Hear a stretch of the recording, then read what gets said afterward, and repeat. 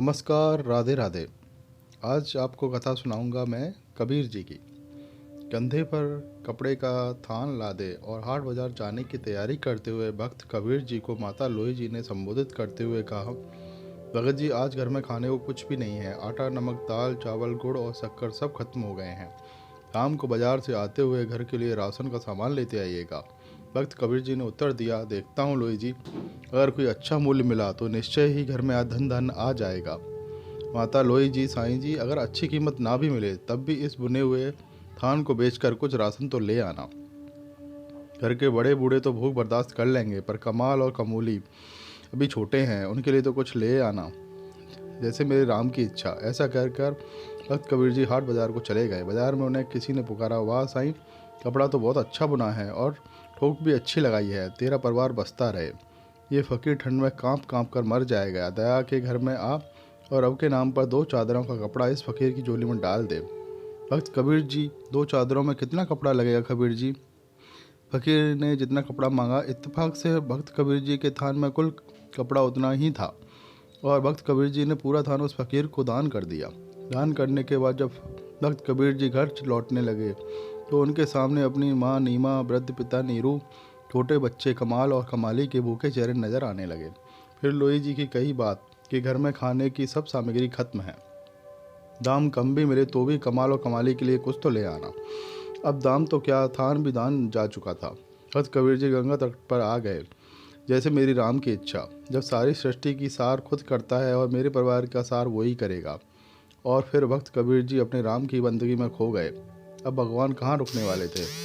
भक्त कबीर जी ने सारे परिवार की जिम्मेदारी अब उनके सुपुर्द कर दी थी। अब भगवान जी ने भक्त कबीर जी की झोपड़ी का दरवाज़ा खटखटाया। माता लोई जी ने पूछा, कौन है? कबीर जी का घर यही है ना? भगवान जी ने पूछा। माता लोई जी, हाँ जी, लेकिन आप कौन? भगवान जी ने कहा, सेवक की क्या पहचान होती है भक्तानी? जैसे कबीर राम का सेवक, वैसे ही मैं कबीर का सेवक। ये राशन का सामान रखवा लो। माता लोई जी ने दरवाज़ा पूरा खोल दिया। फिर इतना राशन घर में उतरना शुरू हुआ कि घर के जीवों की घर में रहने की जगह ही कम पड़ गई। इतना सामान कबीर जी ने भेजा है? मुझे ही नहीं लगता, माता लोई जी ने पूछा। भगवान जी ने कहा, हाँ भक्तानी, आज कबीर जी का धान सच्ची सरकार ने खरीदा है। जो कबीर का सामर्थ्य था उसने भुगता दिया। अब जो मेरी सरकार का सामर्थ्य है वो चुकता कर रही है। जगह और बना, सब कुछ आने वाला है भगत जी के घर में। शाम ढलने लगी और रात का अंधेरा होने लगा। सामान रखवाते रखवाते लोई जी थक चुकी थी। नीरू और नीमा घर में अमीरी आते देख खुश थे। कमाल और कमाली अभी बोरे से शक्कर निकाल कर खाते, कभी गुड़, कभी मेवे देखकर मन ललचाते और झोली भर भर के मेवे लेकर बैठ जाते। उनके बाल बन अभी तक तृप्त नहीं हुए थे। भक्त कबीर जी अभी तक घर नहीं आए थे, पर सामान आना लगातार जारी था। आखिर लोई जी ने हाथ जोड़कर कहा, सेवक जी, अब बाकी का सामान कबीर जी के आने के बाद ही आप ले आना। हमें उन्हें ढूंढने जाना है क्योंकि वो अभी तक घर नहीं आए हैं। भगवान जी बोले, वो तो गंगा किनारे भजन सिमरन कर रहे हैं। फिर नीरू और नीमा, लोई जी, कमाली और कमाली को लेकर गंगा किनारे आ गए। उन्होंने कबीर जी को समाधि से उठाया। तब परिवार वालों को सामने देखकर कबीर जी सोचने लगे, जरूर ये भूख से बेहाल होकर मुझे ढूंढ रहे हैं। इससे पहले कि भक्त कबीर जी कुछ बोलते, उनकी माँ नीमा जी बोल पड़ी, कुछ पैसे बचा लेते। अगर धान अच्छे भाव बिक गया था तो सारा सामान तूने आज ही खरीद कर भेजना था क्या? भक्त कबीर जी कुछ पल के लिए विस्मित हुए। फिर माता पिता लोई जी और बच्चों के लिए खेलते चेहरे देखकर उन्हें एहसास हो गया कि जरूर मेरे राम ने कोई खेल कर दिया है। लोई जी ने शिकायत की, अच्छी सरकार को अपने धान बेचा तो वो सामान घर में फेंकने से नहीं रुकता ही नहीं था। पता नहीं कितने वर्षों का राशन दे गया। उनसे मिन्नत करके रुकवाया, बस बस, बाकी कबीर जी के आने के बाद उनसे पूछ कर ही रखवाएंगे। भक्त कबीर जी हंसने लगे और बोले, लोई जी, वो सरकार ही ऐसी, जब देना शुरू करती है तो सब लेने वाले थक जाते हैं। उनकी बख्शीश कभी ख़त्म नहीं होती। उस सच्चे सरकार की सदा जय रहे।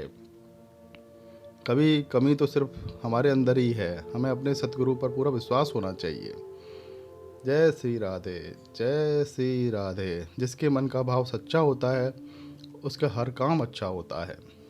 हमारी लड़लड़ी सरकार ऐसी ही है, जब देने पे आती हैं तो रुकती ही नहीं है। बस भाव आपका अच्छा होना चाहिए, इसलिए हमेशा सच्चे भाव से उन्हें पुकारिए। लाडली सरकार हमेशा आपका भला करें और हमेशा आपका आशीर्वाद हमेशा हमारे ऊपर बना रहे। जय श्री लाडली सरकार की जय। जय श्री बाके बिहारी लाल की जय। जोर से बोलो, राधे राधे।